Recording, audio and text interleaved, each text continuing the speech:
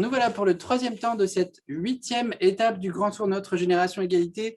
Dialogue diplomatique donc pour préparer ce sommet initié par ONU Femmes que la France co-préside avec le Mexique pour pouvoir nous projeter dans ces préparatifs onusiens depuis nos racines de la Provence, Alpes, Côte d'Azur. J'ai le plaisir d'accueillir avec nous cet après-midi Madame Delphine O, ambassadrice et secrétaire générale du Forum Génération Égalité, devrais-je dire ambassadrice française, puisque ce n'est pas une évidence non plus, et l'ambassadeur Mohamed Karim Djamoussi, ambassadeur de Tunisie. Merci monsieur l'ambassadeur, merci madame l'ambassadrice d'être avec nous.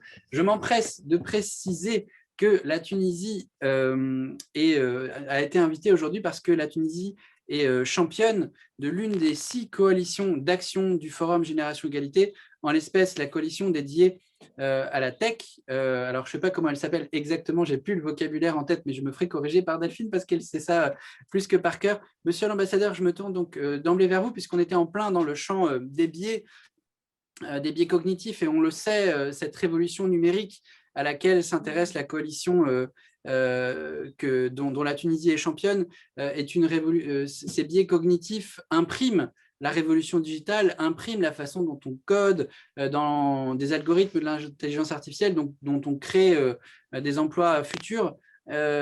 Pourquoi est-ce que la Tunisie a choisi de s'embarquer dans cette aventure-là, spécifiquement sur la tech, et comment est-ce que vous travaillez sur ces sujets d'une révolution numérique qui peut être un peu excluante sur le plan de l'emploi pour beaucoup de femmes, puisqu'on l'a dit tout à l'heure, seulement 20% de femmes dans les filières scientifiques et technologiques? D'abord, je voudrais vous remercier et vous saluer, cher Thomas et chère Delphine, et je profite de cette occasion pour vous remercier de nous donner l'occasion de participer à cette conférence consultative qui nous est très importante. Avant même d'aborder la question justement des technologies et innovations pour l'égalité des sexes, moi je voudrais revenir un peu en arrière pour mettre en lumière un peu l'expérience assez singulière de la Tunisie dans ce cadre. Donc d'abord, il faudrait commencer par saluer tout l'effort de la France qui a fait de la question de l'égalité entre les femmes et des hommes une grande priorité, aussi bien au niveau national qu'international, à travers l'organisation de ce forum, dans un contexte, il faut dire, assez difficile, marqué par une pandémie mondiale. Et précisément, ce sont les moments difficiles où on voit un peu la teneur et le degré d'engagement des différents partenaires. Et là, on est tous engagés dans la communauté du Forum Génération Égalité d'une manière sans faille. Aussi, la Tunisie est fière de faire partie de cette communauté en tant que champion, justement, Thomas, de coalition sur les technologies et innovations pour l'égalité des sexes. On est champion avec aussi, il faut le relever, l'Arménie, la Finlande, le Chili, le Rwanda, outre les grands acteurs des agences des Nations Unies et de la société civile. L'historique, bon, pour mon pays, la question de l'égalité et du rôle de la femme est une question à la fois ancestrale et essentielle. Comme vous le savez tous, la Tunisie a été à l'avant-garde des droits de la femme dans le monde arabe. D'ailleurs, en évoquant cette thématique, on se rend compte tout de suite que l'histoire de la Tunisie a été largement marquée par l'empreinte de nombreuses figures féminines ancrées dans la mémoire collective tunisienne pour le rôle important. Je voudrais à cette occasion rendre hommage à quelques-unes d'entre elles, à l'instar de Alice, et ça remonte très très loin là, au 9e siècle avant Jésus-Christ, Alice qui était la fondatrice de Carthage, aussi Kehna, la grande figure de la résistance berbère contre l'expansion arabe en Afrique du Nord, Aziza Othman, la princesse érudite, bienfaitrice des pauvres, et plus récemment, Chira Ben Mrad, qui était la première fondatrice de la première organisation féminine tunisienne, Tawhida Ben Chir, qui était la première femme arabe médecin, gynécologue en l'occurrence, Radia Haddad, une figure de militantisme nationaliste tunisien et une des premières femmes arabes parlementaires. Et je citerai tant d'autres. Pour ce qui est du mouvement en faveur de l'émancipation de la femme tunisienne, il faudrait remonter assez loin dans l'histoire de la Tunisie pour constater la teneur.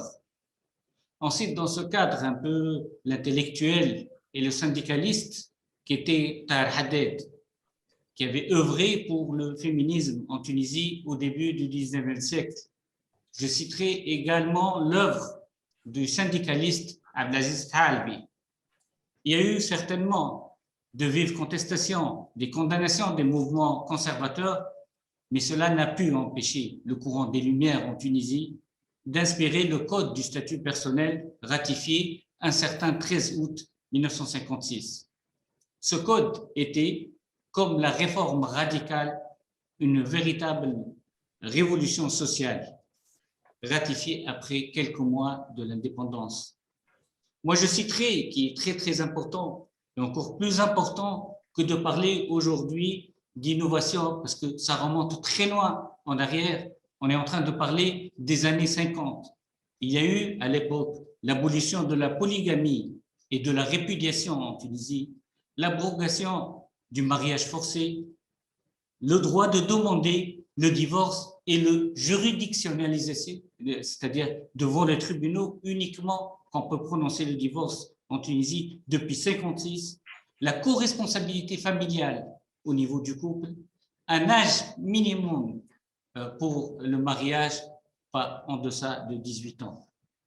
Et dans ce registre, le leader Habib Bourguiba, premier président de la République tunisienne, voyait dans la question de l'émancipation de la femme et de son égalité avec l'homme une question de principe à même d'assurer le développement du pays. C'est dans cet état d'esprit et forte de cette perception de développement que la question de l'émancipation et de l'égalité entre femmes et hommes a pu avoir tout son essor, tout autant que l'éducation pour tous, santé pour tous. Les décennies qui ont suivi ont été marquées aussi par des avancées considérables qualifiées par les pays de l'Euro-Méditerranée comme étant révolutionnaires en matière de droits de femmes, tels que le droit de vote qui a été instauré depuis 1957, c'est-à-dire un an après l'indépendance.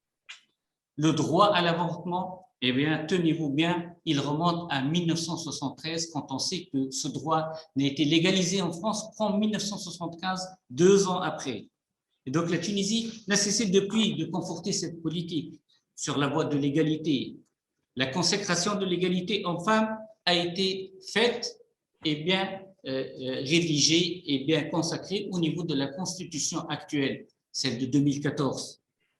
La même année, en 2014, la Tunisie a levé les réserves sur toutes les formes de discrimination dans la Convention sur l'élimination de la CEDAW, la fameuse CEDAW. Dans le même ordre d'idées, il y a eu la promulgation de la loi organique contre les violences faites aux femmes au mois d'août 2017. Aussi, la Tunisie a demandé officiellement en 2020 l'adhésion à la Convention du Conseil de l'Europe sur la prévention et la lutte contre la violence à l'égard des femmes et la violence domestique. Toute cette politique nous a donné des résultats. Aujourd'hui, on en compte 47% des sièges au niveau des conseils municipaux qui sont issus des élections municipales de juin 2018, 47% sont occupés par des femmes. 65% des titulaires de licence, et là on parle innovation et technologie, 65% sont des étudiantes et non pas des étudiants. 69%, là aussi on est en train de parler innovation et technologie, 69% des docteurs en Tunisie sont des femmes. 55% des chercheurs en Tunisie aussi sont des femmes. Tous ces chiffres illustrent bien la place qu'occupe la femme tunisienne et le rôle qu'elle joue dans la société. 80% des boursiers de l'État tunisien à l'étranger sont des femmes aussi. Donc, on ne peut dire qu'il s'agit là d'acquis importants en faveur de la femme tunisienne.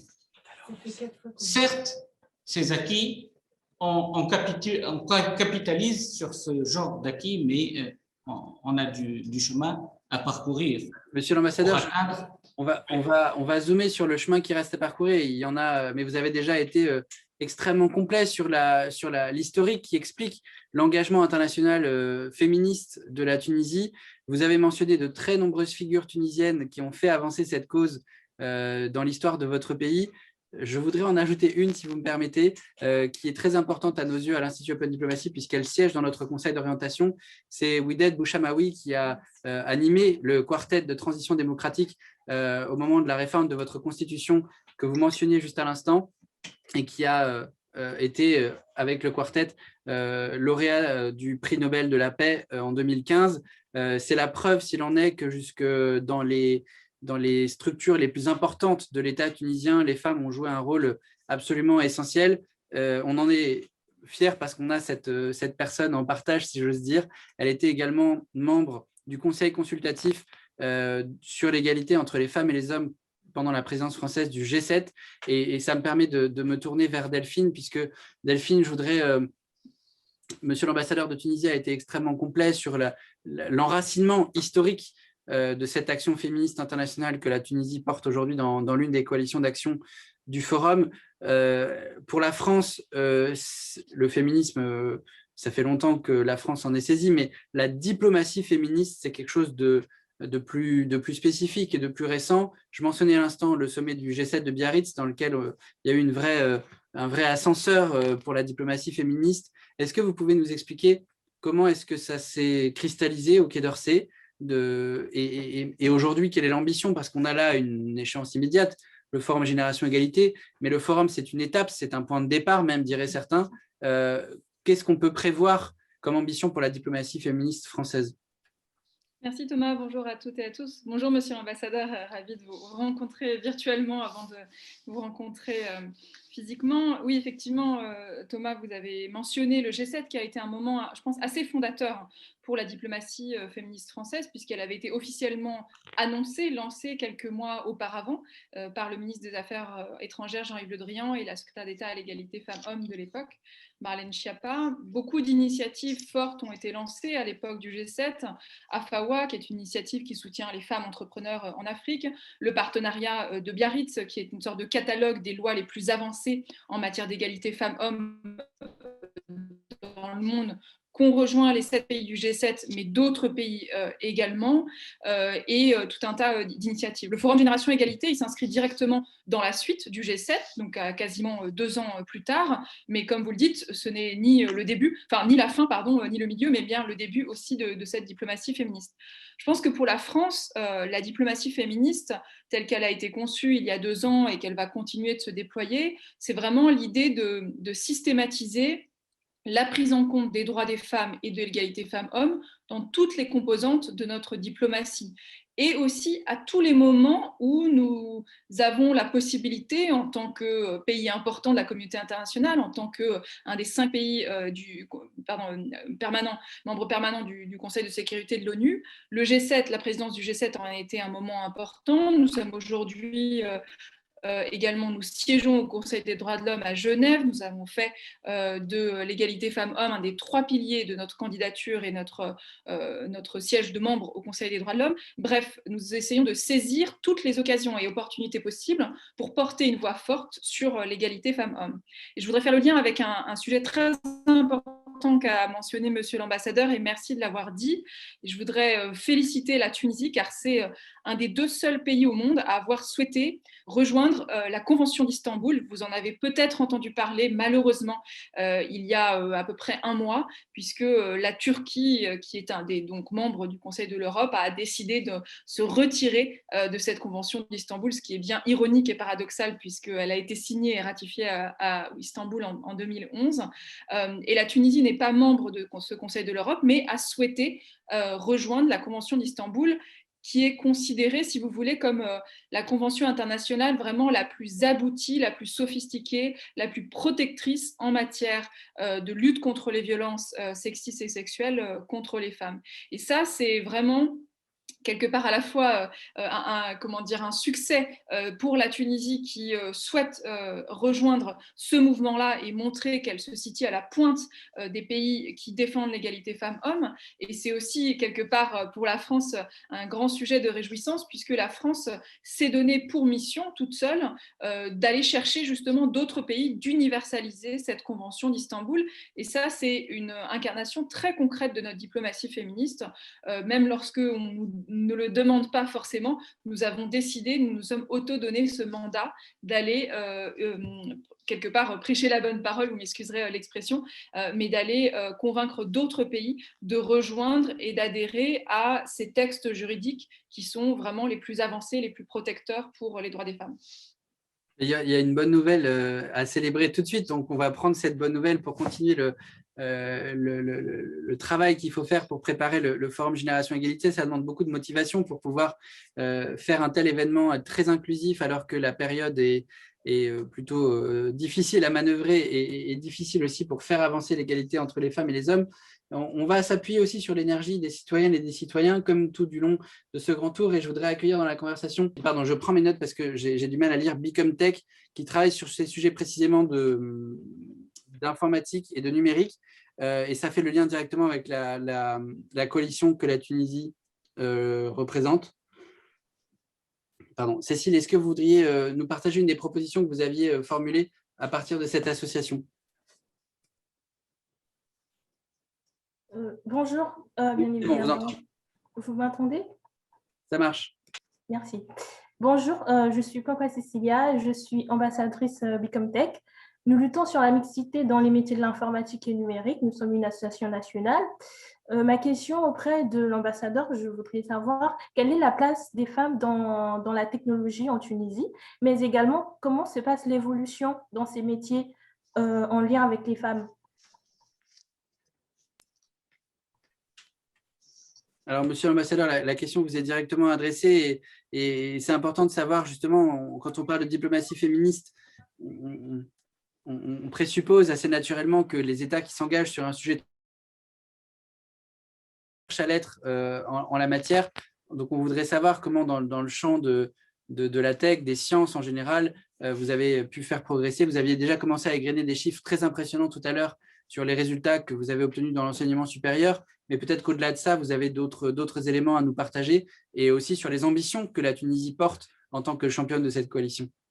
Justement, il faut dire que la Tunisie a fait le pari des nouvelles technologies depuis plus d'une dizaine d'années. Et puis, actuellement, on peut dire que le classement de la Tunisie en Afrique en atteste, puisque la Tunisie est première, notamment en matière digitale, avec des classements qui ne sont pas faits, bien sûr, par les think tanks ou les organisations tunisiennes, mais africaines et internationales. Donc aujourd'hui, je pense que la pandémie a fait ressortir tout le besoin qu'on a de faire recours aux technologies nouvelles, aux tech et notamment au digital, puisque voilà, le télétravail a fait une apparition très très remarquée aujourd'hui et tout le monde y a recours. Et donc la Tunisie, dans ce cadre, ne s'est pas retrouvée dépaysée, bien au contraire, elle est bien avantagée puisque c'est un pari qui ne date pas d'aujourd'hui. La place de la femme, comme j'ai essayé de le faire en macro, en micro, ne peut être que révélateur, puisque la femme tunisienne, au niveau des nouvelles technologies, occupe une place prépondérante et elle dépasse les 50%. Donc aujourd'hui, je pense que l'ère est l'ère de la digitale et des technologies nouvelles et que la Tunisie est au rendez-vous. C'est ce qui nous amène à dire que voilà un autre pari plus sur l'égalité homme-femme. On a parié sur le digital, ce qui nous fait aujourd'hui qu'on est réellement satisfait de l'apport de la Tunisie dans ce domaine et satisfait de l'évolution de l'administration tunisienne, puisque le télétravail, tout comme ici en France, prévaut aujourd'hui en Tunisie et on n'a pas eu de difficultés. Il y a eu même des procès qui ont été faits en mode visuel, c'est-à-dire en visioconférence, sans la présence des différents acteurs, des différentes personnes intéressées. Donc tout ça fait qu'aujourd'hui, heureusement que la Tunisie n'est pas restée inactive par rapport à tout ce mouvement qui se passe dans le monde, et je peux dire qu'elle est là aussi à l'avant-garde au niveau africain. Merci beaucoup, monsieur l'ambassadeur. Je me tourne à nouveau vers Delphine. Delphine, on a beaucoup parlé, quand on parle de la révolution numérique, évidemment, notamment dans les États industrialisés où il s'agit d'une révolution du marché de l'emploi, puisque on le sait, sur le marché de l'emploi, en France en tout cas, plus de 10 millions d'emplois vont être complètement transformés par la digitalisation des métiers. Et comme les femmes sont, en tout cas en France, très, très sous-représentées dans les STEM, les chiffres ne sont pas du tout aussi élogieux qu'en Tunisie, que l'ambassadeur Djamoussi expliquait à l'instant. On est à peine 20% de femmes dans les STEM en France. Ça veut dire que cette révolution numérique, elle va être masculine, voire elle va installer encore des systèmes de domination des hommes sur les femmes dans le futur de l'emploi.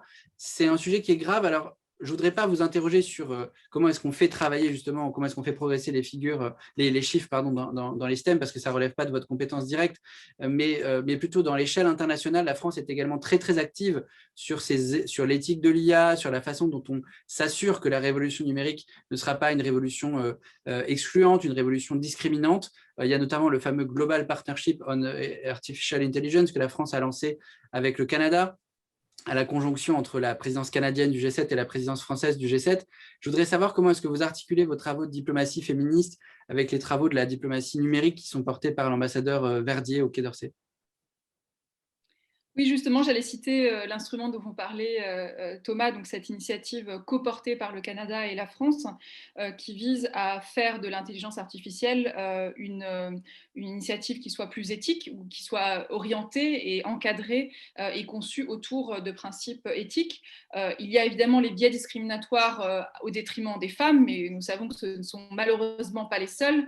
Il y a aussi des biais discriminatoires, des biais cognitifs à l'encontre des minorités et de diverses catégories de la population. Donc, c'est justement en travaillant dans le cadre en fait, de ces initiatives qui précèdent le Forum Génération Égalité et en allant chercher les États qui sont déjà pilotes et moteurs de ces différentes initiatives. Alors, on aura cité maintes fois le Canada dans ce grand tour Notre Génération Égalité, qui est un grand allié de la France sur plein de sujets, mais notamment sur l'égalité femmes-hommes. Je voudrais également citer les autres États champions de la coalition donc, qui s'appelle, pour répondre à votre question, Technologie et innovation au service de l'égalité femmes-hommes.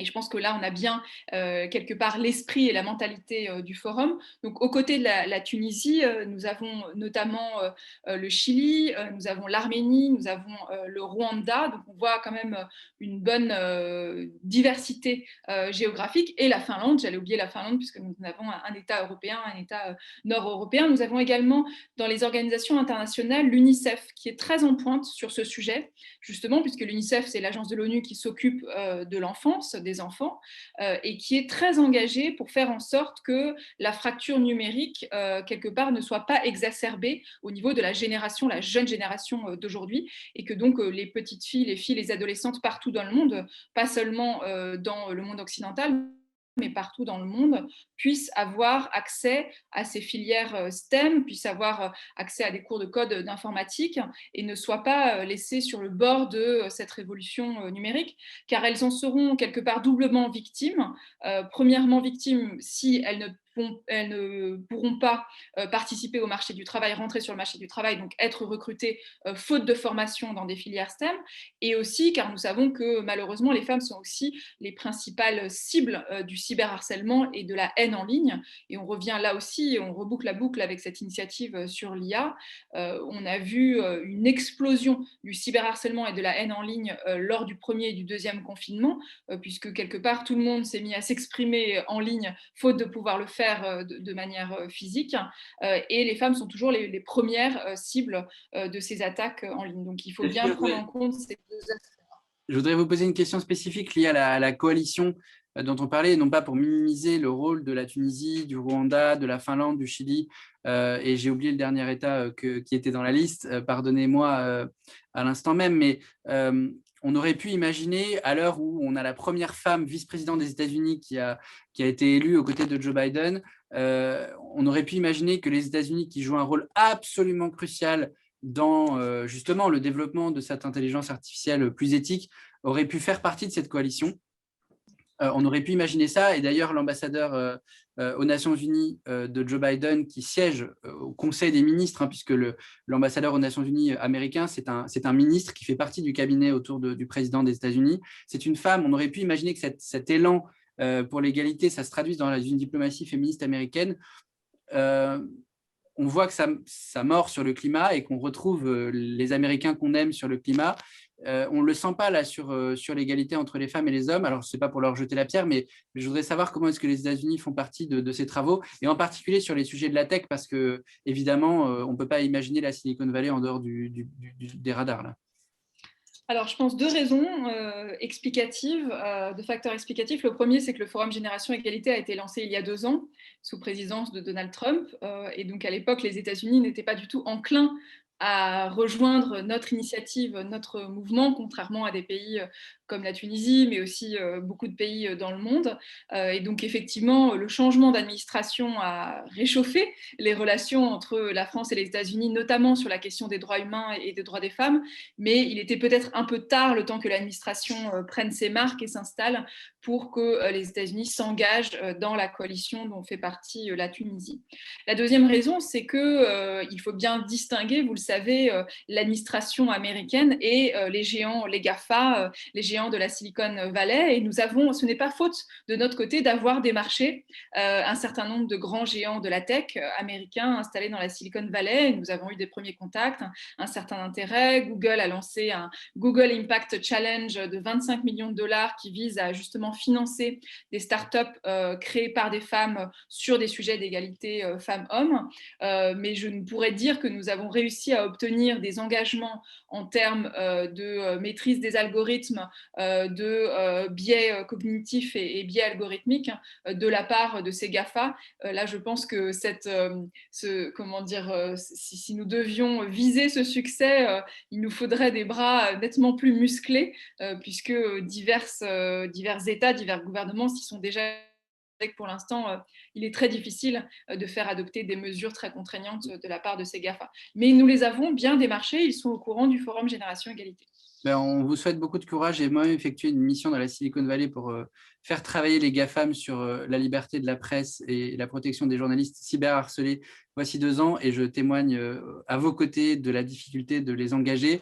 Je souhaite en particulier donc bon courage à la Tunisie pour porter ces couleurs-là, parce que effectivement, même si l'administration américaine se rapproche de ces sujets-là, il y a une différence entre l'administration et les entreprises américaines elles-mêmes. Je voudrais, pour qu'on termine cette discussion, accueillir dans le débat Huguette Klein.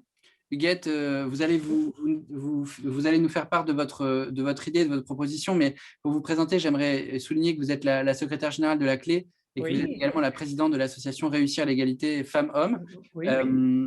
La Clé étant le partenaire civique du jour de ce grand tour, j'en suis très heureux de vous retrouver après votre coprésidente Marie-Paule Grossetête tout à l'heure. Huguette, quelle est votre proposition, et on va voir qui pourra réagir parmi les ambassadeurs. Bon, elle était plutôt liée au panel précédent, je dirais, puisque on se posait la question du nombre de femmes dans certains métiers et du nombre d'hommes dans d'autres métiers. Donc, je rejoins ce qu'a déjà dit Marie-Paule, c'est que l'histoire, quand même, on la traîne avec nous.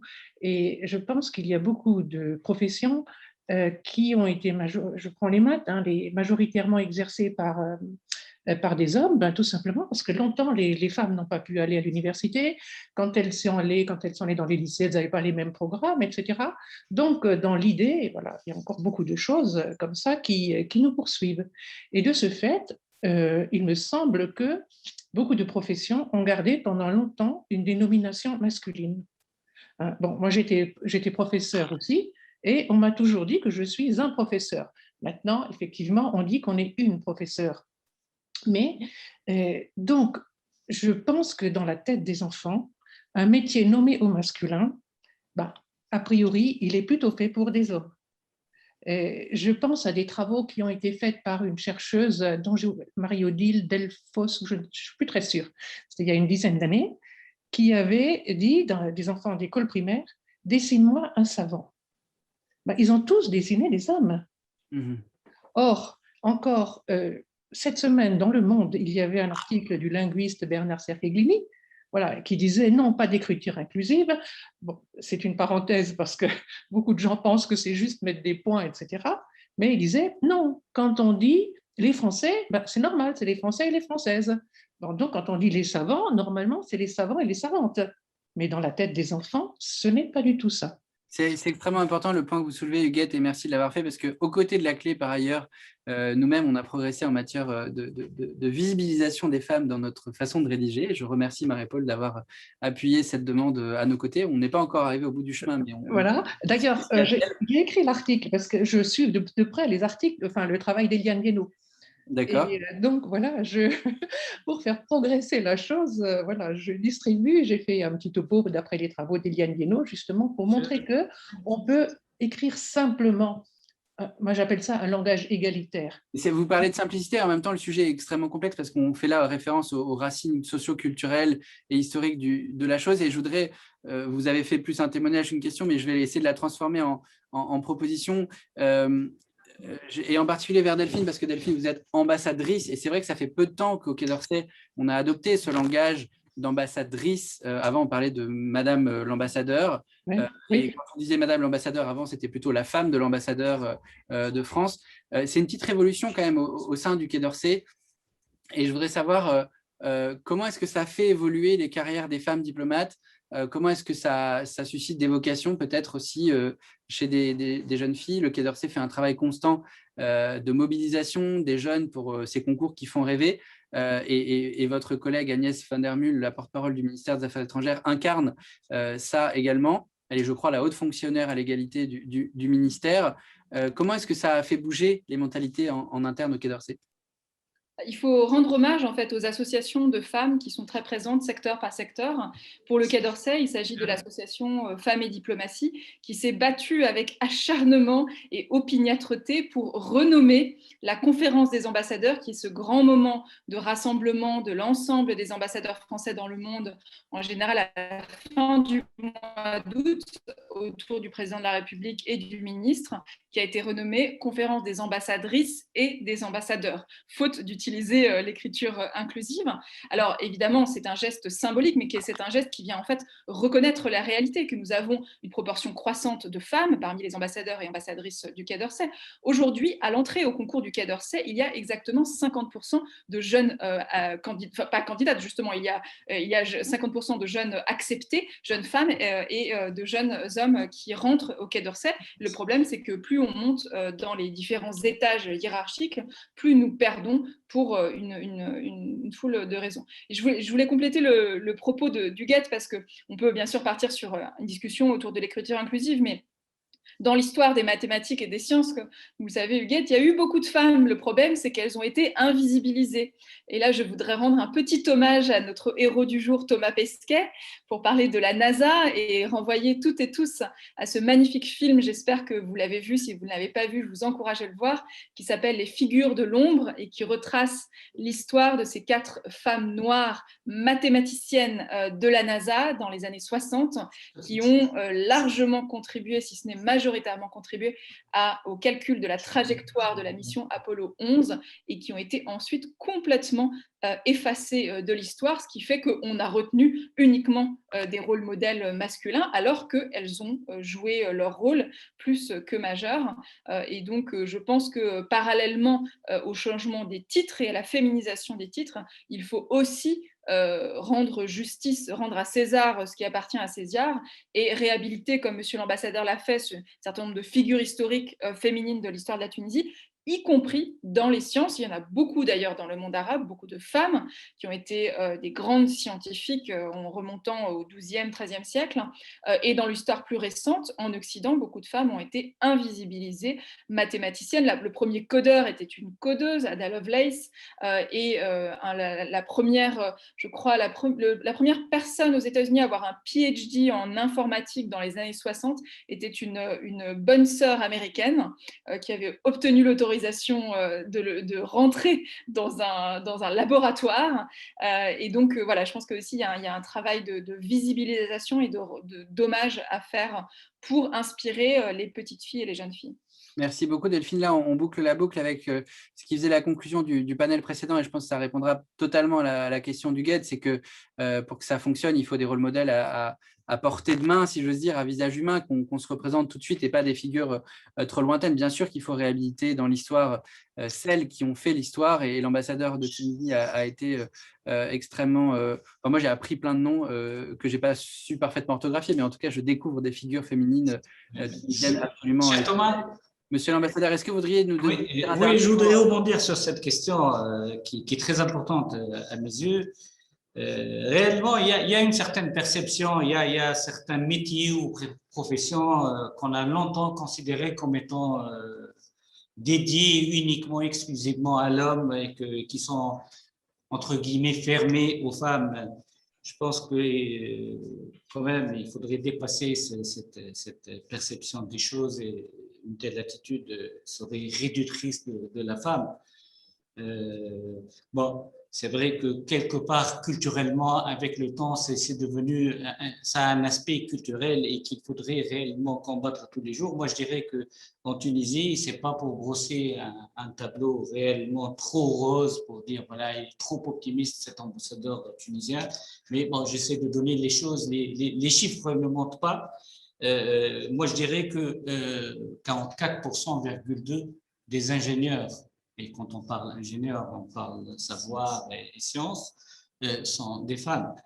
Le premier satellite mis en orbite le 20 mars dernier, 100% tunisien, en prélude, la première femme astronaute tunisienne ce serait imminent pour nous. Donc voilà, ça atteste aussi de l'importance que ça revêt.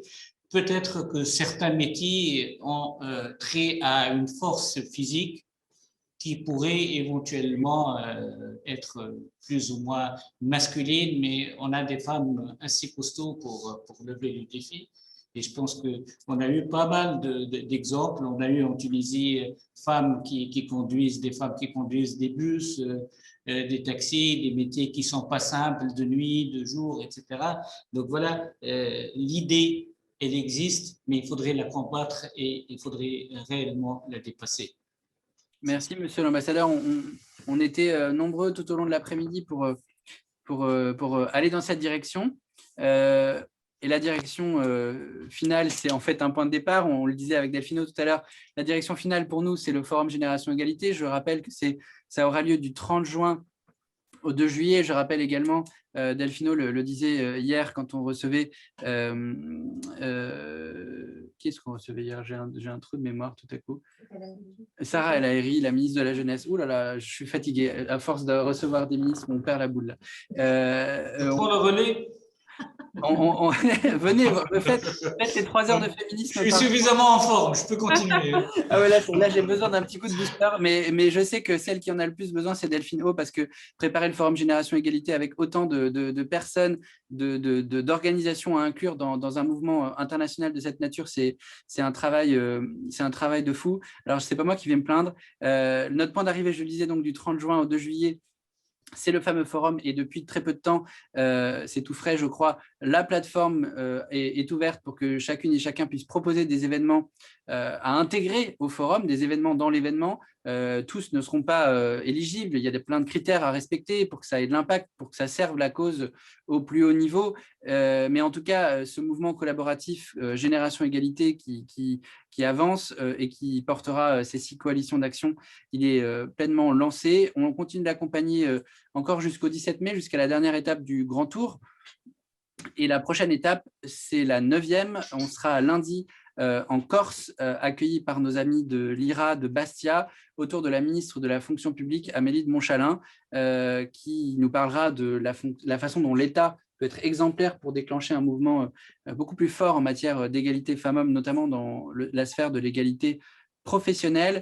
Je voudrais remercier Delphino monsieur l'ambassadeur Mohamed Karim Djamoussi pour votre témoignage et votre leadership pour faire avancer ces sujets extrêmement complexes. Féliciter la Tunisie pour ces chiffres très positifs qui nous donnent de l'espoir pour faire advenir la génération égalité, puisqu'il s'agit bien de délivrer à temps. Ce n'est pas vraiment notre cas parce qu'on a pris 20 minutes de retard, mais nous, on continue d'avancer jusqu'au forum. Merci à tous. À lundi pour la prochaine étape pour les Corses. Merci infiniment à nos amis d'Aix-Marseille Université qui nous ont accueillis aujourd'hui. À très bientôt.